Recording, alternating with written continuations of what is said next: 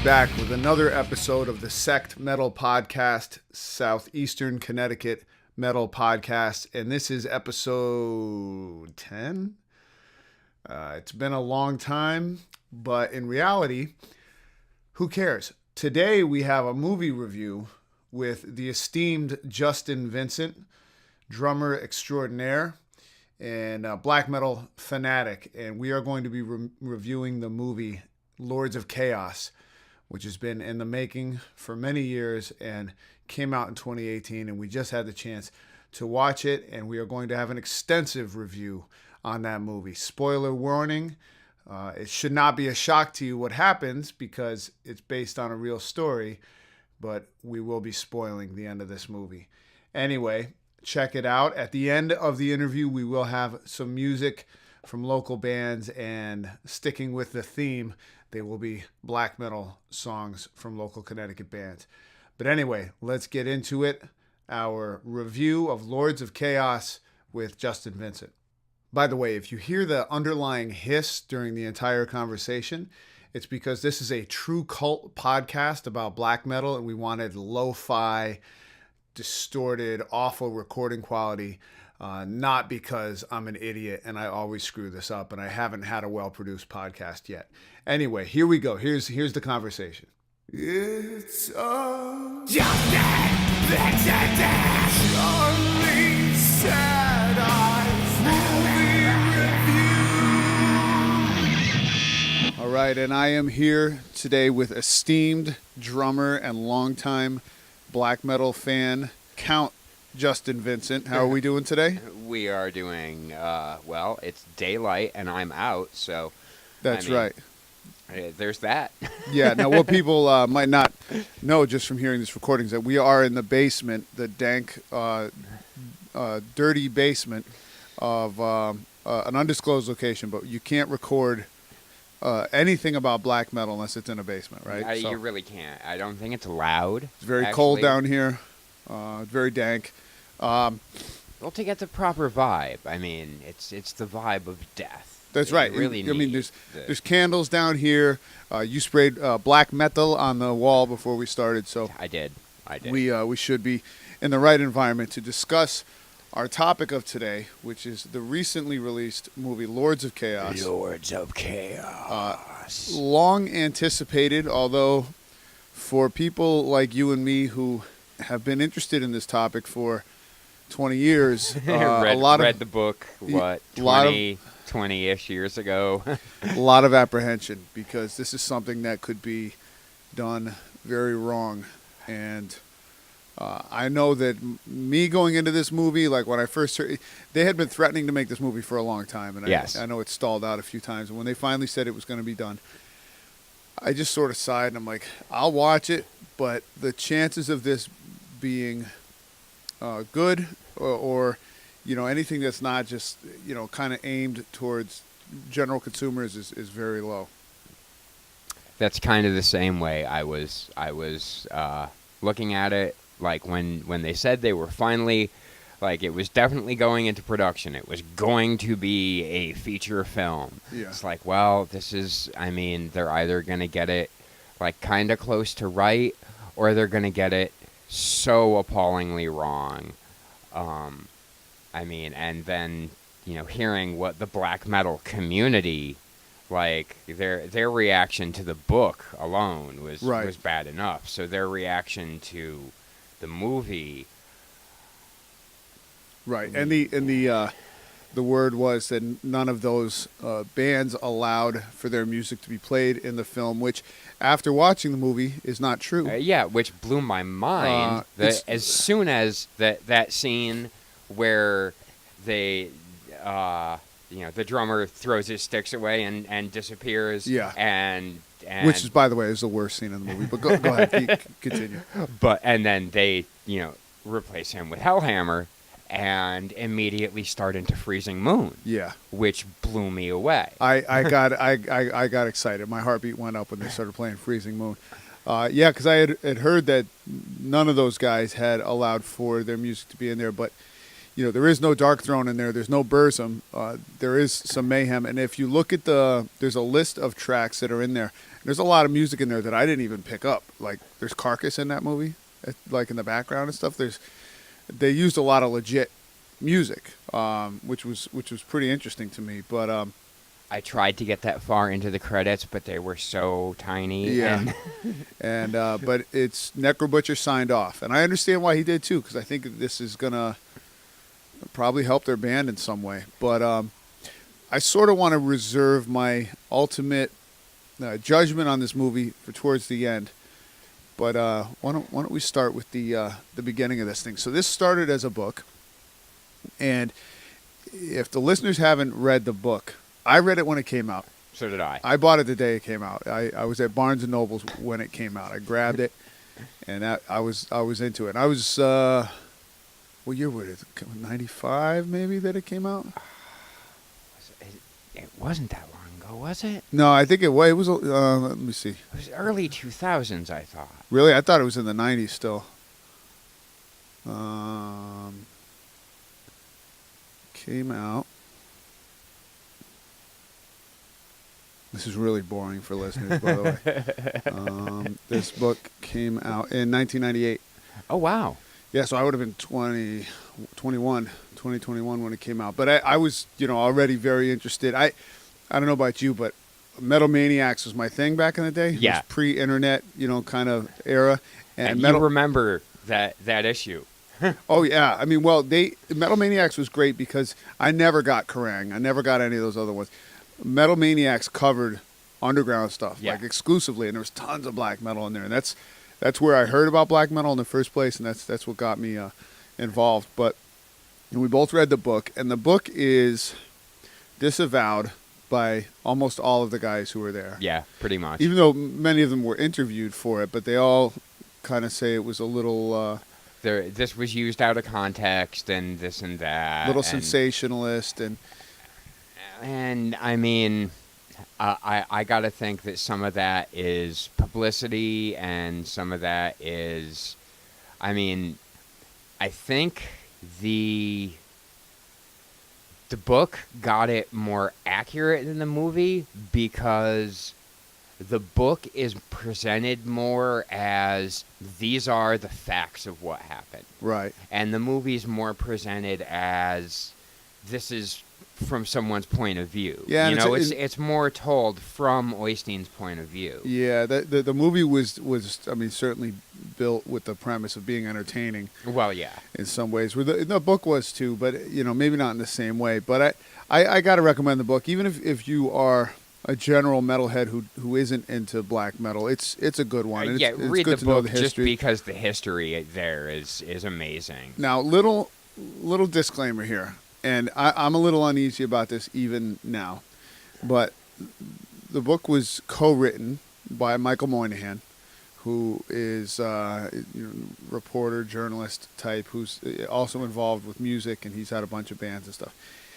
By all accounts, this guy is a Nazi. And I don't like to think that the money that I spent on that book or the money that I spent watching the movie, because I didn't pirate it, I rented it legit. As did I. That some percentage of that went to him. But I think there's no avoiding that. I won't buy Burzum stuff. I just won't do it because I think that guy is a world-class... nut job. Yeah. Yeah. Flat out. Putting it lightly. He's... So I don't like to see my money go to these people. So I don't know. Hopefully... I don't know. He's just so far off. I mean, Varg? off the deep end. Yeah, Varg is we can get to him. He's just, but he's not even like the first 45 minutes. Right. He's not even a part of the story. By the way, the kid who played him, I was skeptical of almost all of this at first when I saw the actors, when I saw and I looked at him like they didn't even get someone who looked like him or whatever, but he was good. The kid who played him was, I thought, really good. I bitched about him when I saw him, but then when I saw his acting, I was like, well, I mean, he nails him. He does. Like, as an actor, he nails him. He just doesn't physically look enough like him. Although I did look back, and there Varg are had a fat pictures. face when he was in Oslo in those Yeah. days. But so a couple of things, going into it, I was skeptical for the reasons that I already said. But of course, also it's all in English, like American English. And that right away, I was like, that's going to be bothersome. I would have, I would have preferred subtitles. Yeah, subtitles, And- especially because it does take place in Norway. And then the first-person narration. So as soon as I started watching it, and it's being narrated by Euronymous, and he's just sort of like, that, it kind of took me out of the context a little bit. And as the movie went on, I got less and less annoyed with his narration, and I was talking to the famous Aaron from Deadbolt last night, who's also a longtime black metal fan, and that it kind of annoyed him too. But I realized that if they hadn't had that voiceover by him, he would have been almost impossible to like, because he's just annoying. He's an annoying character, and you're right. You're right. And I think they wanted the viewer to have a little bit of sympathy for him leading up to what happened at the end. By the way, spoilers all over this thing, but if you don't know the real story, if you don't know what happened, if you go into the Titanic going like, "Oh, I didn't know it was going to sink," all right. So he, by all accounts, in real life, he wasn't a particularly likable guy either, and they do pretty well at portraying that. But I think they had to hook the viewer in a little bit and get him to appear, human, which of course, he was. So as the movie kind of went on, I understood that a little bit more. Them trying to make him a sympathetic character. Yeah, I think they had to, because there's nobody in that movie that's particularly likable except for Metallian, and he barely gets to talk.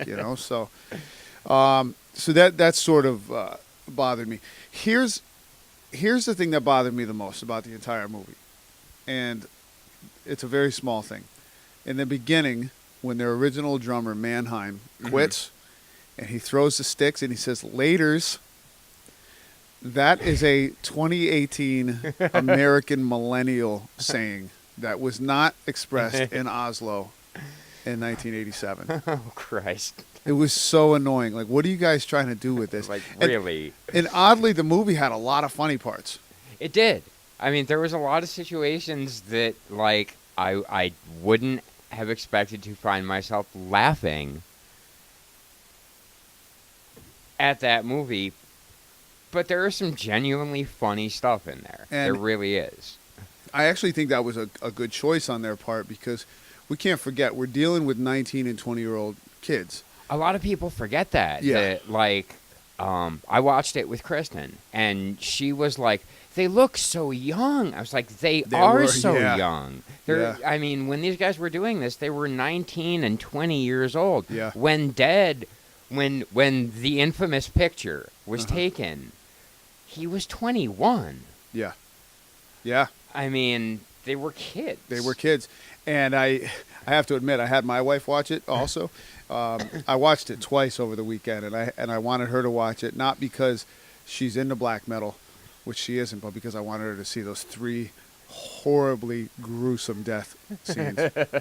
The death scenes in this movie, oh my God, are next level. They really are. That is as graphic as it gets. The dead suicide scene. Yeah. Was, I mean, by all accounts, I mean, and even Euronymous climbing in the window and kind of freaking out and starting to call the police and then driving to get the camera and taking the pictures and everything.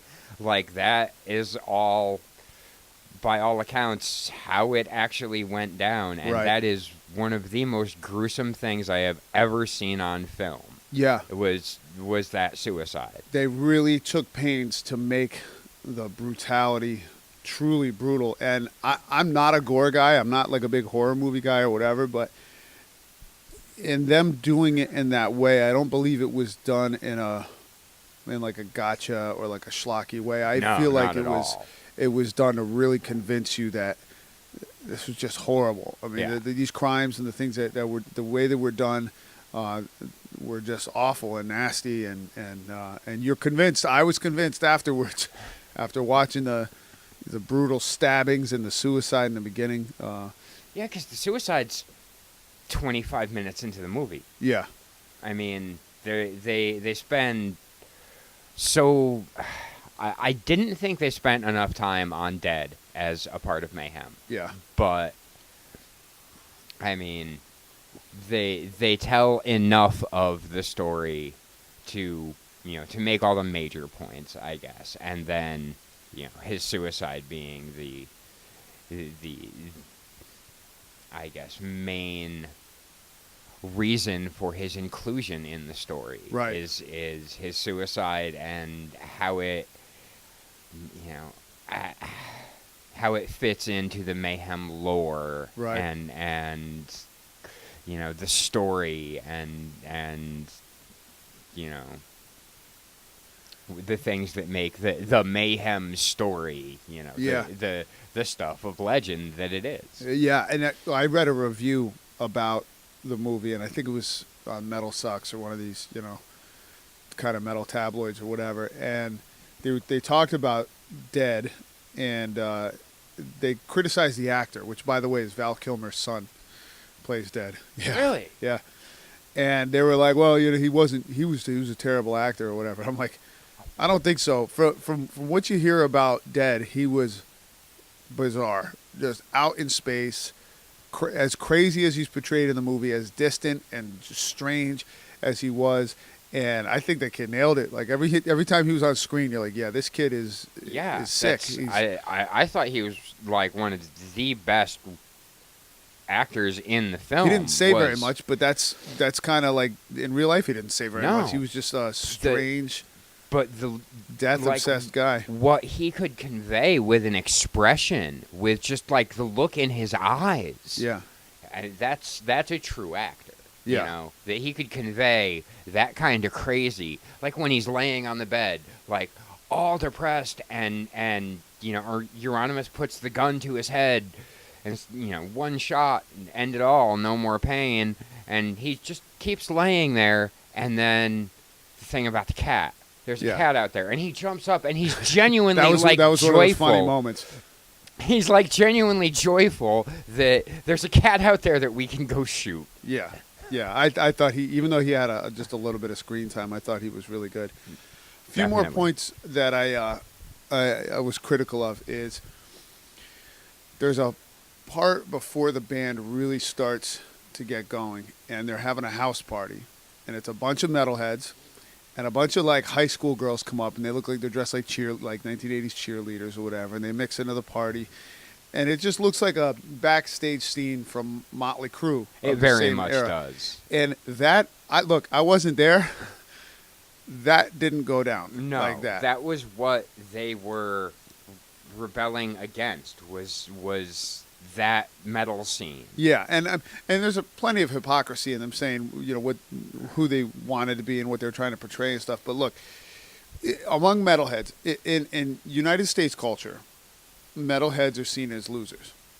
Within metal culture, black metal dudes are seen as losers, right?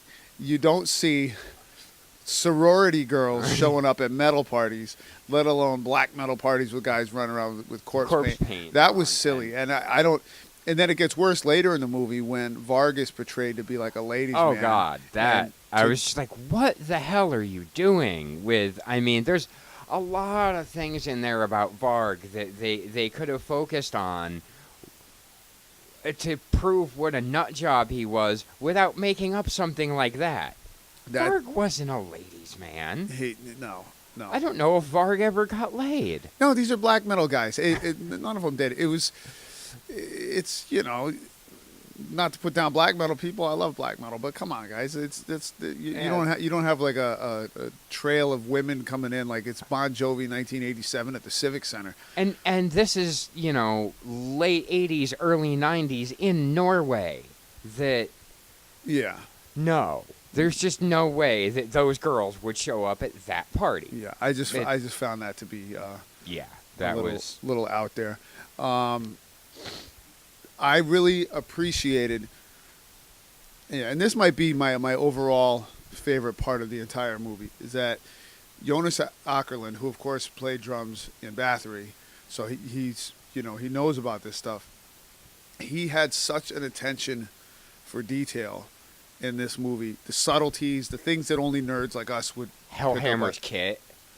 I see. I didn't even notice that. You're the drummer guy. Yeah, but. It was dead on. Yeah. Dead on, perfect. Yep. Exactly what Hellhammer was playing at that time period. Right. Like not only was it like the technically correct, it was period correct and technically correct. Right. Yeah, I mean that's stuff they could have skimped on easy, but they didn't. They didn't at all. Everything. The scenery, the settings, like the house that they were in, the farmhouse that they lived in. Mm-hmm. There's a pretty famous rehearsal video of them playing in that space. Early on when Dead was still alive, they made it look exactly down to the soundproofing like on the walls. All the external shots. I mean, everything just looked exactly as the pictures portray, which they could have glossed over that easily. And if my thought coming into this is that it was going to be aimed at just average people that aren't into. And he definitely paid a lot of respect to metalheads that were going to notice this stuff. And I thought that was the most redeeming part. Yes, of definitely. the entire movie. He included characters and character names in there that didn't have to be there, like Metallion, their photographer, who, by the way, has a great book on the early history of black metal with all his photographs and stuff. But he was in there. They say that Fenris was in there. I never heard his name. There were so many guys in there that they all look the same. They're all wearing leather jackets and whatever. They're long black hair and leather jackets. You don't even realize who Faust is until the murder scene. Right. Like, I didn't realize that was Faust until I started that happened. I was like, oh, subtly that's who pick that up on guy it is. because he was watching a lot of horror movies and just staring at the horror movies. And then when he goes, I want to know what it's like to stab somebody, I'm like, that's Faust. That's the drummer for Emperor right there. Yeah, which they never mention in the movie. They call him Faust, but they never mention Emperor or that he was the drummer for Emperor. Right. Yeah, that but the way that he portrayed them as kind of silly, dopey young kids, I thought was refreshing, and it did dispel a lot of the mystique. Because you and me coming up, we were younger than these guys. So to me, like when I was getting into black metal, they were adults. They knew what they were doing. They were very serious or whatever. Now I look back on them with hindsight and go, I mean, these are just kids that got out of control and they were silly and they were dopey. And I'm sure that there are black metal guys that worship early, Norwegian black metal that don't like the fact that these guys have been humanized. But I appreciate it because, I don't know about you, but I was an idiot at 20. Well, yeah. I was an idiot at 40. I was a moron at 20. The fact that I lived through 20 is a damn miracle. But, I mean, I love the fact that, like, it made them more humanized. They're, real people. And they were these jackass kids who were doing dumb shit, and it just got out of control. And then, Varg with the churches was... those were also some great shots. That was really, really good the way that they filmed those. The interesting thing is that, and this kind of is outside of the movie. This is about the reality of what happened. But as much as they were dopey kids who were rebelling against whatever they were rebelling against or whatever, it was such a coalescing of genius at the same time, because Euronymous, as was mentioned in the movie, he was a marketing genius. He turned the most obscure style of metal and made it worldwide within his very short lifetime. He did.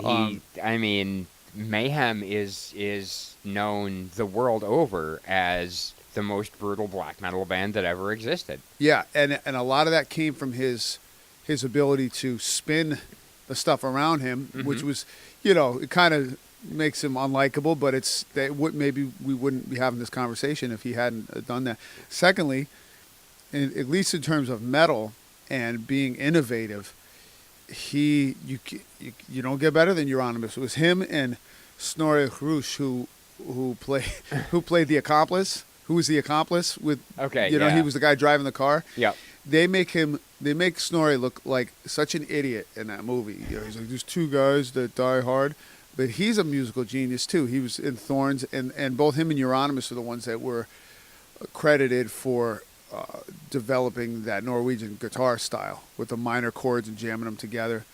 Then, and if you look at it broadly, if you're not into black metal, you could listen to some of that early '90s Norwegian black metal. Go, oh, it all sounds the same. It's all lo-fi and it's just real tremolo or whatever. Mayhem is entirely different than Burzum, entirely different than Dark Throne, entirely different than Satyricon, than Emperor. They're all very distinct. They are. They're all very unique and they're all very distinct. And I mean, Satyricon and Mayhem sound nothing alike. Nothing. No. I mean, aside from the fact that they both have killer drummers. Right. Like, there is nothing that they have in common, you know? And Burzum was just all Varg's craziness spilled out on vinyl. And to think that the Norwegian black metal scene at that time, I've heard estimates it was 30 to 50 people total. Yeah. And that amount of music, really quality music came out of it. Norway has, I think I'm saying this right, Norway has the population of Connecticut plus Rhode Island. It's tiny. And they just had this small group of crazy metalheads that got together and they all like incited each other, and which a lot of this movie is about that, about the escalation that came from their personalities mixing. But the amount of great music that came out of this small scene.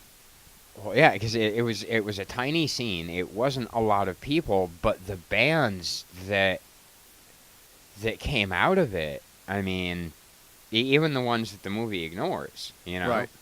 With Dark Throne and Emperor. Emperor. Yeah, I mean, and I understand why they did. The movie couldn't have been 4 hours, but but yeah, it just the reality of what that scene became. And you know that if you removed one or two of those guys, none of it would have happened. Yeah. You take Euronymous out, none of it would have happened. You take Varg's, kind of pushing Euronymous forward, none of that stuff would have happened. It was just the right spark at the right moment. It really was. No pun intended. So here's another criticism I have, though. They made Necro Butcher 6 inches taller than Euronymous, but Necro Butcher was also a midget. Yes. He's a tiny guy. If you watch him now in some of the recent footage of them playing with Mayhem on stage, Yeah, he's like 5'6". he's so tiny. And the guy that they got to play Necro Butcher actually looks more like Hellhammer than the guy who played Hellhammer. He does. But that's small. That's trifling. It's nitpicky, but I mean, you think a bunch of people watching a movie about black metal, there aren't going to be those of us that are going to get nitpicky about Right. shit like that? Yeah. You're out of your mind. I thought that Culkin kid, I thought he was great. I thought he was really good, and he kind of had a similar facial structure to Euronymous. So that was. There are some pictures that I can see it, and some pictures that I'm like, eh. Well, look at it like this: people who really look like Euronymous don't get far in Hollywood. This is true. So, but yeah, I thought he was. I thought he was really good. He had to portray a lot of different aspects.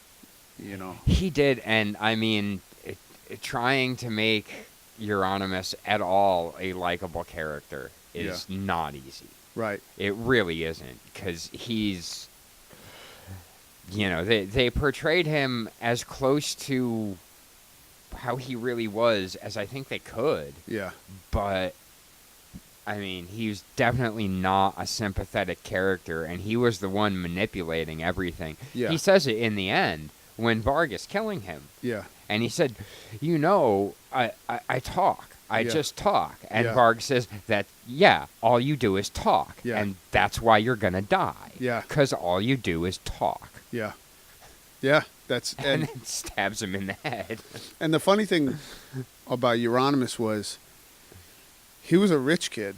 You know, he didn't grow up in a broken home. He didn't have like a horrible background. I just think he was an opportunist who had a vision and was he was just the right combination of things coming together. You know, He was. didn't make him likable, but I'll tell you what though, I take Euronymous over Varg any day in the week. Oh, absolutely.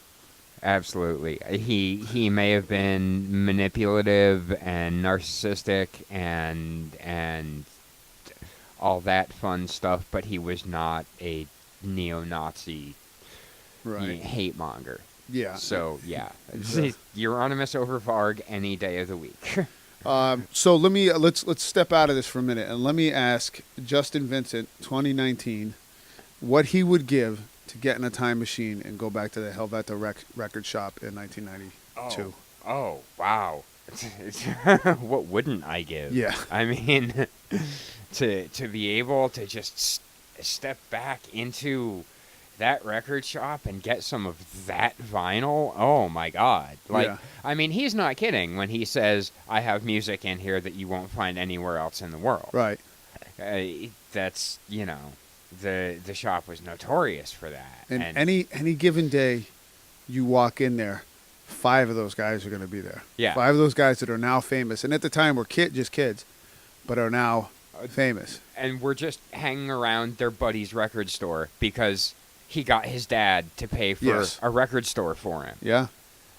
Dad, this is what I want to do. I want to, you know, sell records, and then, you know, starting Death Like Silence, Right. and you know, releasing the Mayhem stuff and the Burzum stuff, and I would kill to go in there and buy a Scorpions album. You know, they actually have, and this is a very like, you know, kind of lame thing to do, but I got to admit, I'm entertaining the idea. They have black metal tours of Norway, which is like a total like square thing to do or whatever.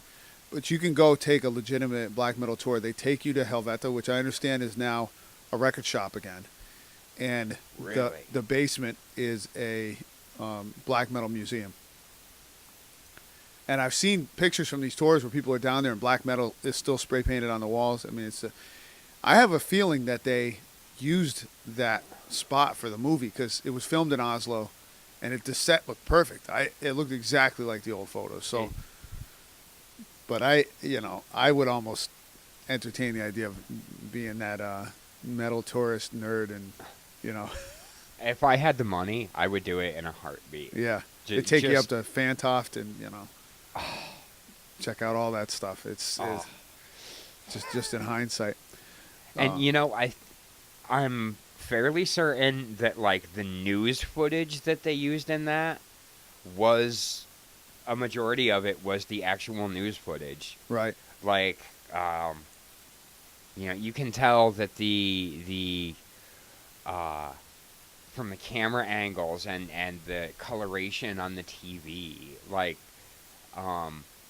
The original cover of the book is the steeple of Fantoft on fire. Right. And it's like it's those same shots on the TV. Uh-huh. That I mean that same coloration, the same gradation to very, it. very 80s, very early 90s. Yeah. Another point that Ackerland really took pains to get right was that little teenage mustache that he had going on and the midriff shirt, which is in some pictures. It is. Even little stuff like that didn't escape him. No, I mean his attention to detail was insane. Which I definitely I appreciated a lot. I like, and not being there, and just reading about the stuff that came after. It's hard to tell, but I like that they made out Varg to be a poser, and we know later on that he was a very creative guy that definitely wrote very influential music and was a very, very important part of that scene. But his coming into that scene was that of an outsider, but like a nerdy loser outsider trying to get the attention and the affection of these other guys. these guys that were the cool kids on the black Yes. metal scene, which Yes. is kind of like That's a being- misnomer right there. That's kind of like being the kid that wins the Special Olympics. Yeah. But they really made it obvious that was the dynamic going on, and when he The Scorpions patch. Yeah, was when he just meets- the greatest thing. meets ever. them in the restaurant, and he says, "I really like your music," and he's kind of like a bumbling fanboy, and he just and Euronymous just points at the Scorpions patch and just walks away from him like that was cold. I was just like, oh my god, did he just? Yeah, he did. yeah, he did. And speaking of the portrayal of Varg, as we said, the kid who played him I thought was really good. At first, I was a little taken aback because he doesn't really He doesn't look physically like resemble him. But he had to go from that loserish kid to somebody you're scared of in the final scenes, and he did. He did that really well. What I love the most, though, maybe about this entire project, and I hope that they did this on purpose, is that they cast a Jewish kid as Varg. And Varg has come out in, on his YouTube or whatever, which I purposely don't watch. But he came. I said, "How come they had to cast a fat Jewish kid as me?" As me. And That's- I think that's why they did it. You idiot!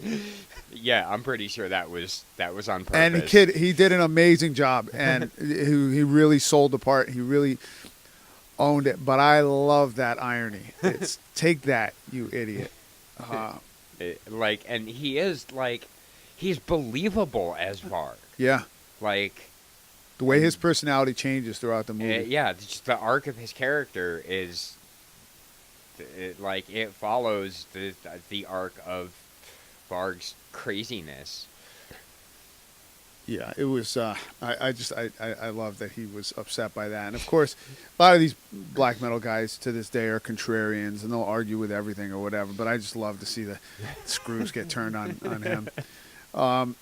So on my first viewing of the movie, it felt to me that the love story between Euronymous and Anne-Marie was crowbarred in there, Yeah. and that it wasn't necessary. And a big part of me still believes that, for the same reasons that I mentioned before. These guys were hardly ladies' men or whatever, and there's like a whole love scene between them that's all this like Hollywood passionate, whatever. With his corpse paint on. With his, yeah, and it was like, come on, I don't buy that. I think it gets back to what I was mentioning earlier, though, that they had to make him relatable and likable, and if there wasn't somebody in the movie that liked him, it'd be hard for the viewer to like him too. But it still felt weird. And especially where they crammed it in. Yeah. Like, having it be like, okay, we're going to put this romance thing in right before all the stuff that leads up to his murder. It's like, so, to make him more sympathetic Yeah. before they kill him off. But it was just sort of like, you see her early in the movie, but she doesn't really like become a thing until deep in the second act, and they want to just find some quick way to let you know that he is somewhat relatable and somewhat likable. But the fact that in the movie he's got like this really kind of functional relationship with this girl, that they're sitting on the couch watching movies and laughing and all this stuff, and I don't know, it was like, Yeah, I'm it was not a little forced. not buying that any of that happened. I don't know if that was their ploy to get any women or wives or girlfriends that got lured into watching this movie to appreciate it a little bit. I don't know. Well, I think part of it was because so many people in the film industry, if there's not a love story in something, Right. then they don't want to have anything to do with it. Yeah. Especially Very cliche. American cinema. There has to be a love story in everything. Right. They made a movie about dragons that people were freaking out because there was a fucking love story in it. Yeah. And Yeah. Well, when I first saw the ads for this, I'm like, this is going to be very commercialized and aimed towards the average consumer. And after watching it, aside from these little things, it really wasn't. No, it was. I mean, there was a lot less stuff that felt shoehorned in Yeah. for the, the lowest common denominator audience, and more stuff that was put in there, like the accuracy of the band room Right. and the drum kit and their instruments and all that. That was, decidedly put in there for the metalheads like us that are going to watch it 6 times and pick it Right. to pieces. Yeah. Yeah. And I guess I was so nerded out by everything that I couldn't watch this movie objectively because I was just so nerdy about all of it, and I have been for so long. But I guess I could see somebody who really doesn't know anything about it just watching it as a movie and probably being like, it was okay. It was like, it was whatever. But it just doesn't seem like it was made for that person, which I appreciate. Yeah, I can definitely see that. Like, I can't sit down and just watch it as just a movie. Mm-mm. Because it's not to me. It's this tale, this lore, this the legend of Norwegian black metal. Yeah. And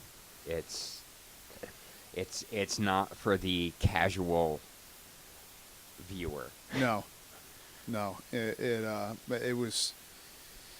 There's no way that. I was thinking about this. You don't get a movie like that funded if your core demographic market is black metal people. Because how many are there that are going to pay to see that movie? In the world, there aren't enough black metal heads that will pay enough money to justify the budget of a movie like that. But somehow they did it. Like he niched it towards us, and it was. That's definitely appreciated. Yeah. I don't know how. No, but it's appreciated. Speaking of which, even though he was only in the movie for literally 45 seconds, how great was the kid that they got to play Attila? Oh my God. That was spot on. Spot on. That and was absolutely spot on. I don't know if you knew this, that's Attila's son. Is it? Yeah. I did not know that.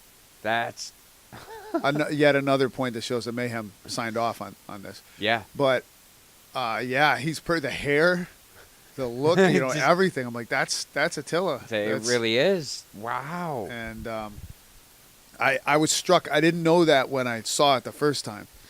And I was like, man, they nailed that kid. And then I went back and saw it, so it does make sense. But he was great for the 18 seconds that he was in the studio singing, Pagan Fears or whatever. Did you notice? As far as I could tell, there was only one real Norwegian in the entire movie. Did you notice who it was? Real Norwegian. It's a pretty pivotal scene. As far as I could tell, the only Norwegian in the movie was the reporter that made Varg, basically spill everything and just played Varg like a violin. Yep. And I love the acting in that scene because to listen to Varg's interviews now, he's so arrogant and he's so smart. And look, you can't take that from Varg. Varg's an intelligent guy. He is. Very manipulative, very cracked, very messed up, but he's a sharp guy. And to see him get played like that. And I believe that's how it went down. Yeah, he was absolutely. He was a kid, and the guy's like, "Oh, I guess if you can't really tell us anything, we'll just leave." He's like, "No. I'll tell you everything, and you can take pictures." That was the beginning. That was the unraveling. Yeah. That was the end. That was where it all came undone, and like no one had any idea. They were all paranoid, and like the scene of Euronymous, like absolutely losing it and pacing around, and and paranoid, all paranoid, and they had no idea that these kids even existed. Right. Yeah. Until Varg opened his mouth. Yeah.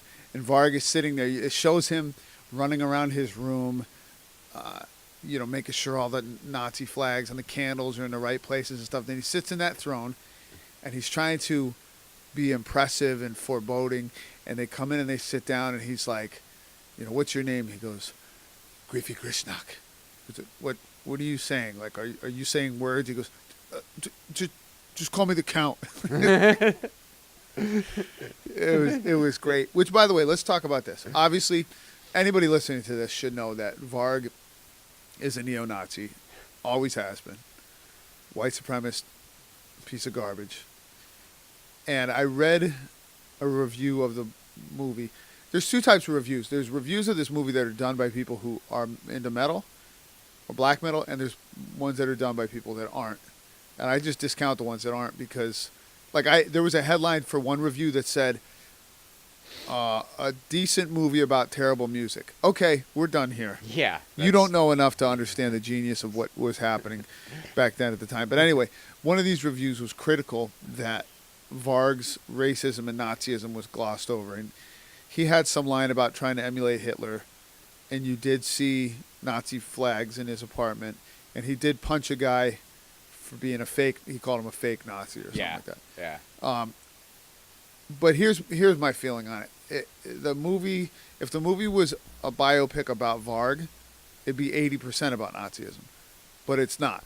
It's about the black metal scene. Yeah. And Varg was just a part of the scene. And at that point, the Nazism wasn't a real big part of who Varg was. You know, I mean, he was big on his anti-Christian kick, and he was, with the burning down churches and, everything that he was doing there. He really wasn't as vocal with the Nazism until he was already in prison. Right. For the church arsons and then he started dressing like a skinhead and yeah, and all of that. And I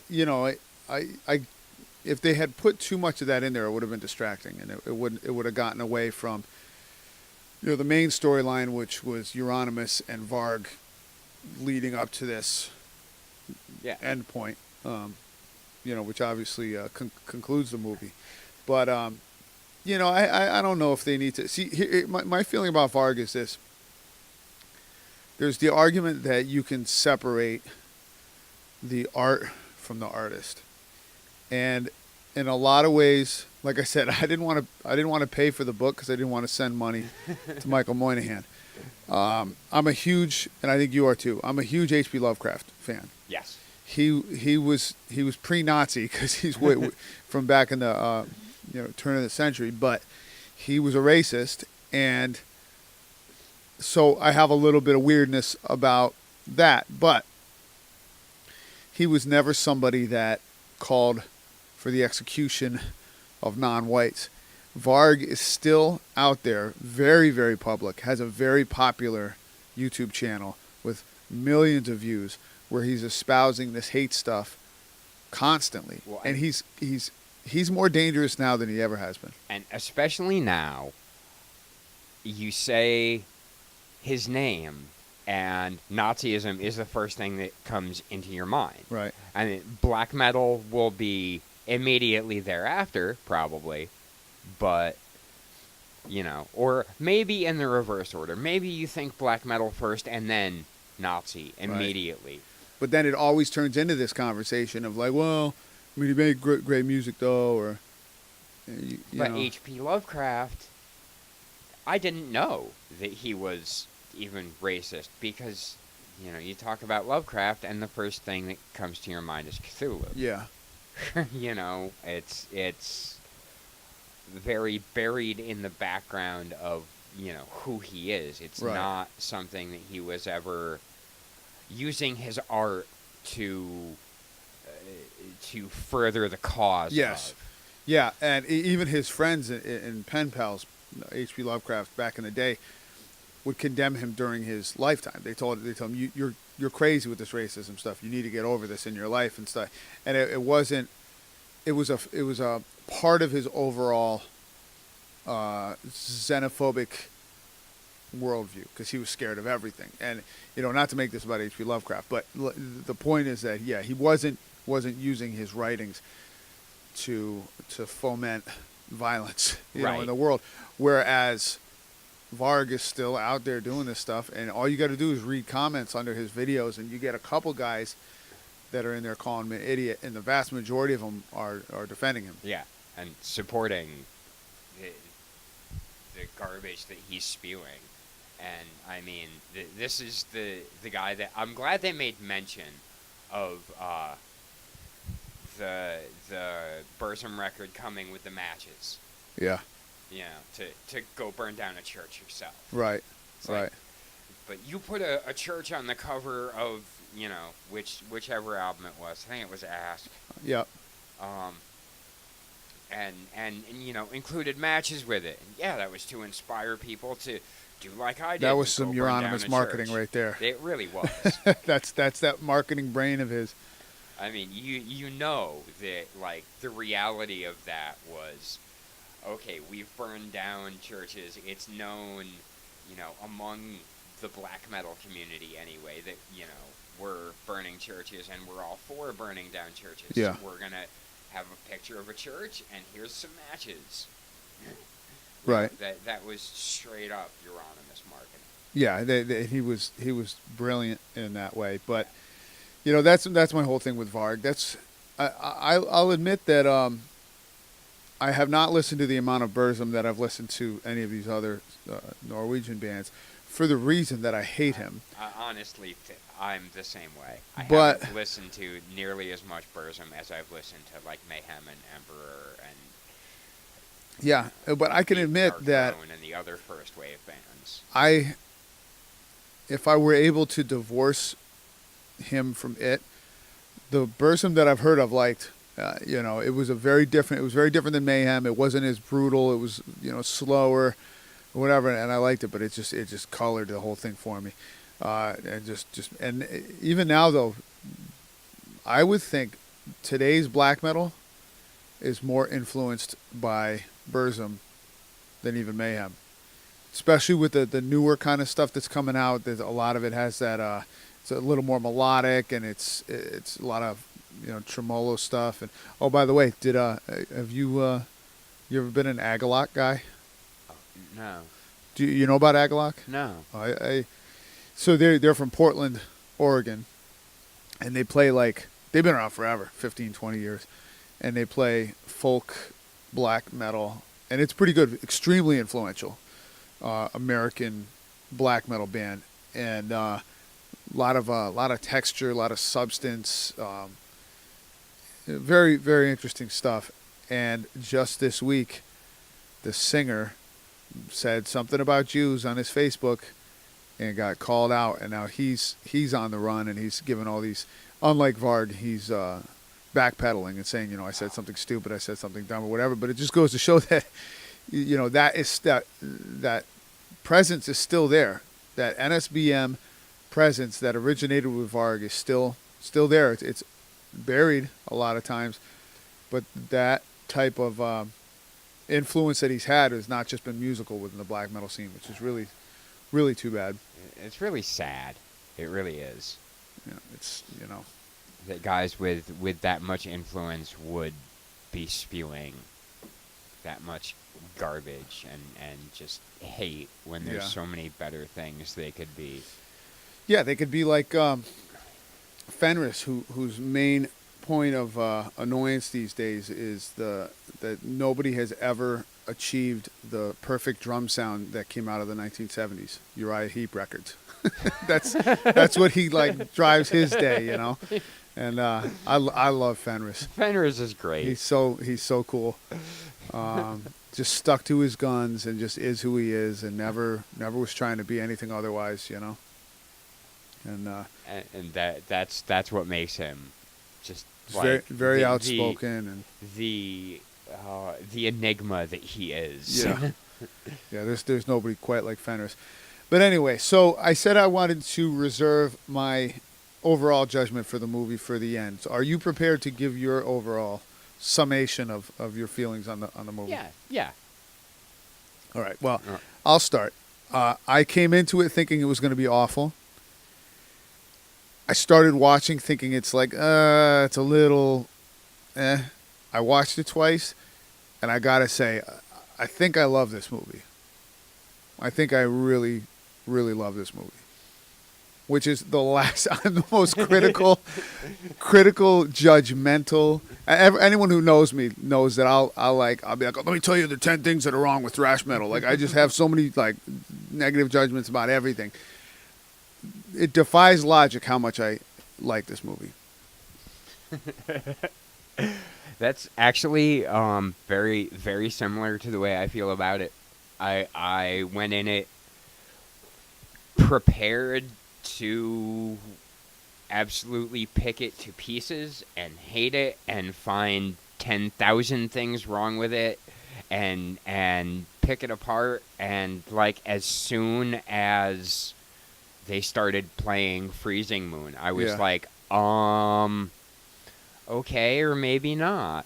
Yeah. And I didn't rent it. I bought it on Google Play Uh-huh. and have watched it at least 5 times so far. Yeah. I'm absolutely blown away by it. Like I there are little things I'm gonna be nitpicky about, like the Varg not looking like Varg, and things like that. But I'm just like blown away by how accurate it is and how much of the story they really got right.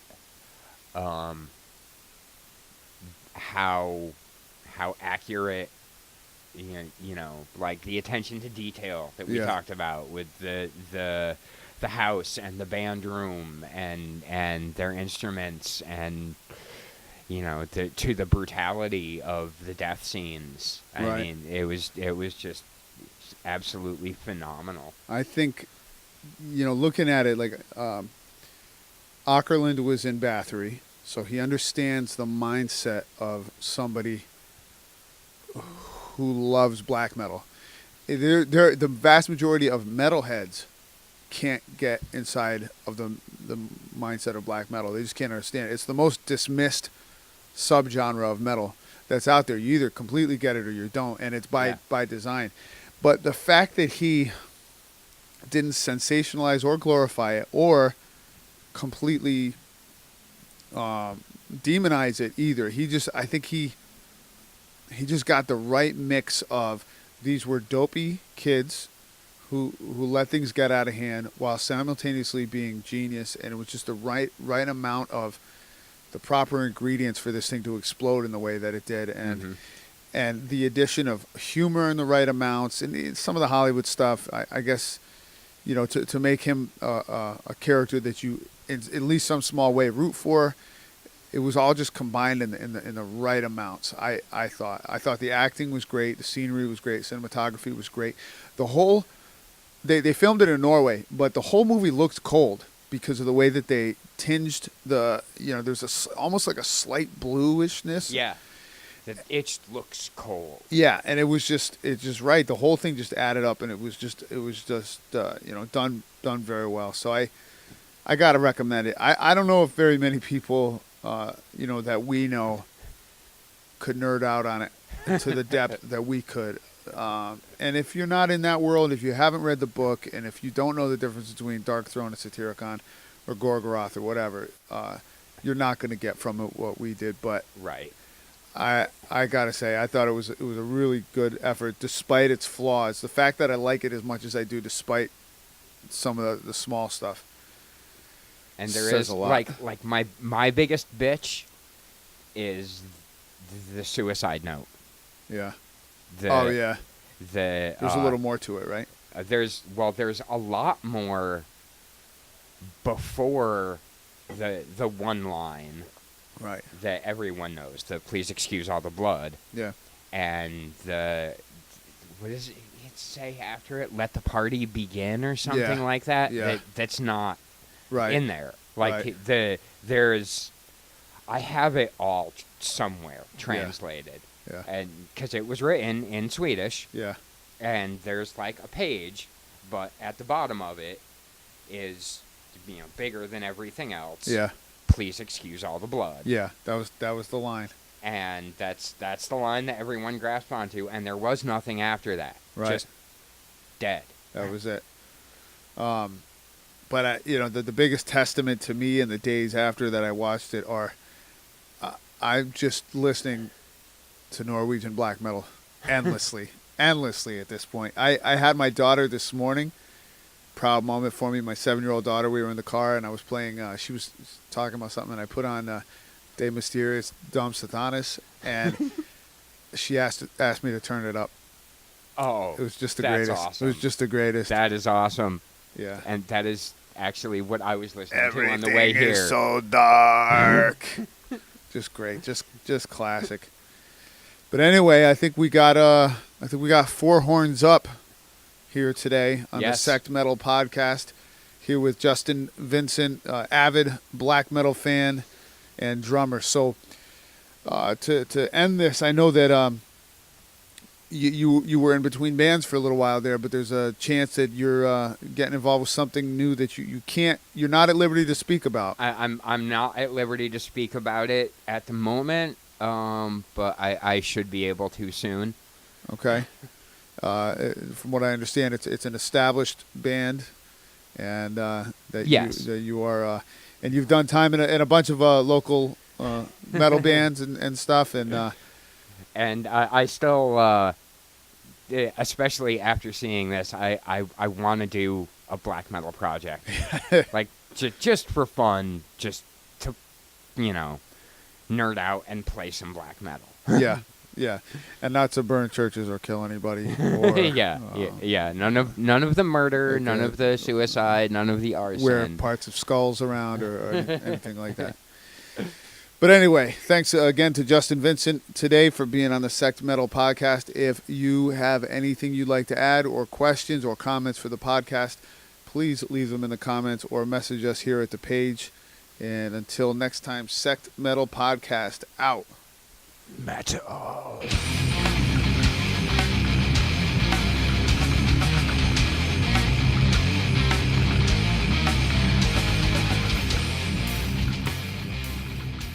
Thanks to Justin Vincent for being on the show today, and we definitely both recommend that you get out there and find a way to watch this movie, preferably legally, because the people who made it deserve it. Anyway, as promised, let's get into some local metal, sticking to the theme of black metal. We're going to start with the very local New London County black metal band Murrum, and this is a band that started 8 or 9 years ago and have since moved out of state, but they're still playing and touring.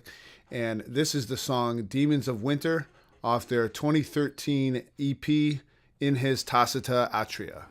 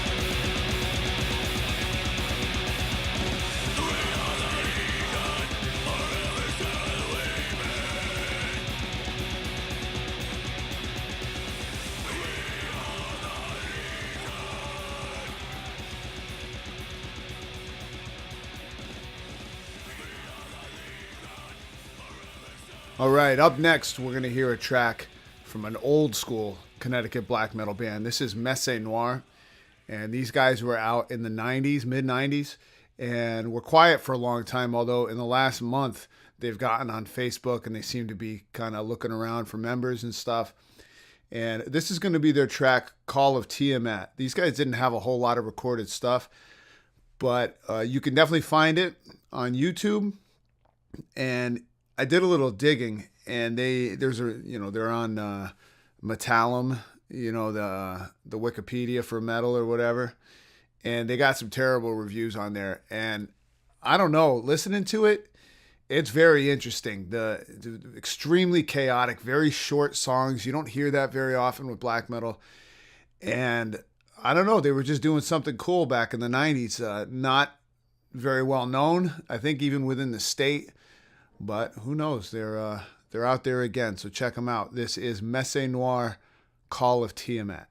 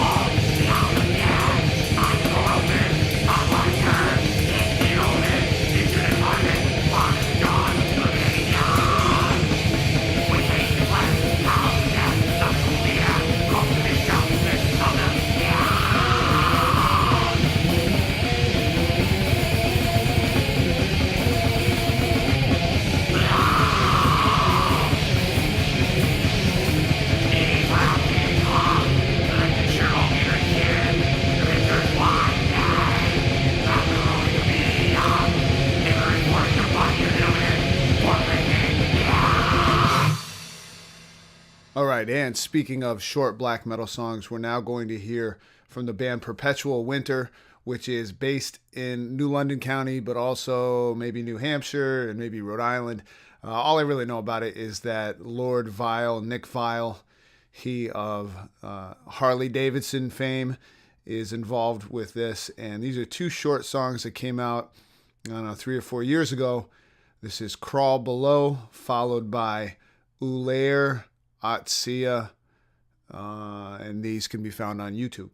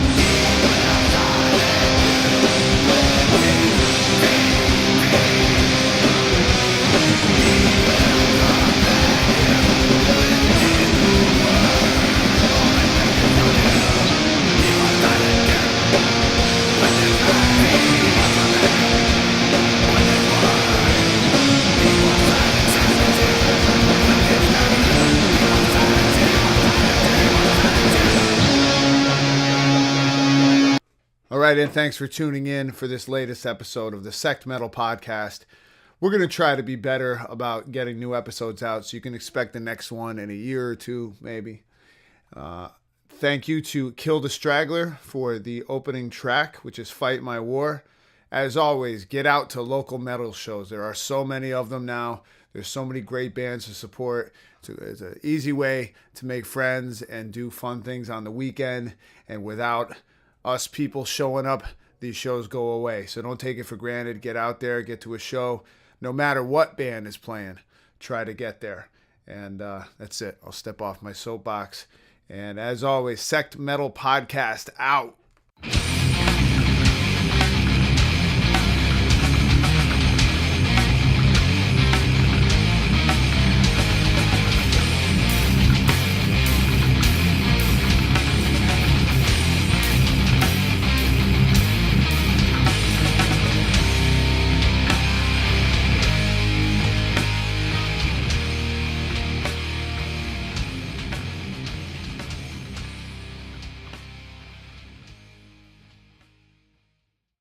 Dude, heavy metal sucks.